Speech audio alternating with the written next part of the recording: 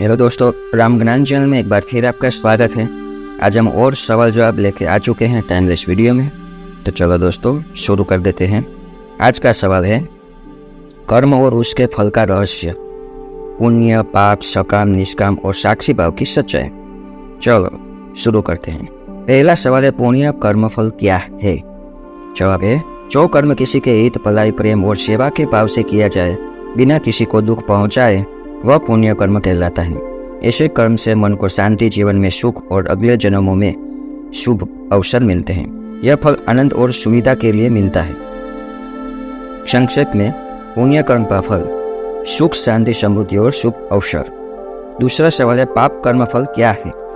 जवाब है, जो कर्म स्वार्थ, क्रोध, तृणा, हिंसा या छल से किए जाते हैं, वे पाप कर्म हैं। इनका फल मन की अशांति, डर, रोग, दुख और कर्म बंधन के रूप में मिलता है। पाप का फल हमें सीख देने के लिए आता है ताकि आत्मा सुधार की दिशा में बढ़ सके। संक्षेप में, पाप कर्म का फल दुख, भय, रोग और बार बार की उलझने। तीसरा सवाल है, सकाम कर्म फल क्या है? जब कोई कर्म फल की इच्छा से किया जाता है, जैसे मुझे प्रसिद्धि मिले, धन मिले, मुझे इसका परिणाम चाहिए, तो वह सकाम कर्म फल है। ऐसे कर्म का फल सीमित होता है क्योंकि कर्म और फल दोनों माया के क्षेत्र में आते हैं। इसमें आत्मा बंधी रहती है। संक्षेप में, सकाम कर्म का फल सीमित सफलता, लेकिन अंदर से अपूर्णता। चौथा सवाल है, निष्काम कर्म फल क्या है? जवाब है, जब कोई कर्म केवल कर्तव्य समझकर ईश्वर को समर्पित करके किया जाए, बिना किसी फल की इच्छा के, तो वह निष्काम कर्म है।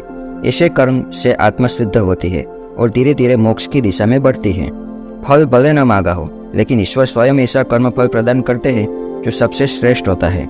संक्षेप में, निष्काम कर्म का फल आत्मिक शांति और ईश्वर से निकटता बनाए रखता है। पांचवा सवाल है, साक्षी भाव कर्मफल क्या है? जवाब है, जब व्यक्ति समझता है कि मैं नहीं करता, ईश्वर ही सब करवा रहे हैं, और वह केवल देखने वाला बन जाता है, तब वह साक्षी भाव में आता है। ऐसा कर्म का फल न बंधन देता है, न नया फल पैदा करता है। यह स्थिति आत्मा को बहुत हल्की और मुक्त बनाती है। संक्षेप में, साक्षी भाव कर्म का फल कर्मों से मुक्ति की शुरुआत है। छठा सवाल है, पूर्ण साक्षी भाव कर्म फल क्या है?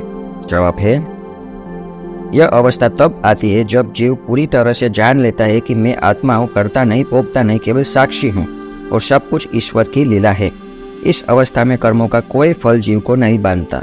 यही मोक्ष की अवस्था है, जहाँ न पुण्य बनता है, न पाप, न फल, न दुख, केवल शुद्ध अस्तित्व रहता है। संक्षेप में समझे तो पूर्ण साक्षी भाव कर्म का फल परम मुक्ति, ईश्वर में लीनता है। कहानी से समझाते हैं। एक बार एक ऋषि अपने शिष्य के साथ नदी किनारे बैठे थे। पास में एक व्यक्ति दान दे रहा था, पुण्य कमा रहा था। थोड़ी दूर दूसरा व्यक्ति चोरी कर रहा था, पाप कर रहा था। तीसरा व्यक्ति पूजा कर रहा था सकाम भाव से कि ईश्वर मुझे वरदान दे। चौथा व्यक्ति वही पूजा कर रहा था, लेकिन ईश्वर को समर्पित करके निष्काम भाव से। और पांचवा वही सब देख रहा था साक्षी भाव में, यह जानते हुए कि सब कुछ ईश्वर की लीला है। ऋषि ने मुस्कुराकर कहा, देखो, ये पांचों कर्म अलग है, लेकिन जिस दिन ये पांचों भाव एक जीव के भीतर समझ में आ जाएंगे, वही दिन मोक्ष का प्रारंभ होगा। तो आज की वीडियो में बस इतना ही। ये टाइमलेस वीडियो था, हर समय चलता रहेगा। आप सीखिए, दूसरों को भी सिखाइए, और इस वीडियो को लाइक करें, शेयर करें, सब्सक्राइब करें। कमेंट बॉक्स में जय श्री राम लिखना मत भूलिए। तब तक के लिए जय श्री राम।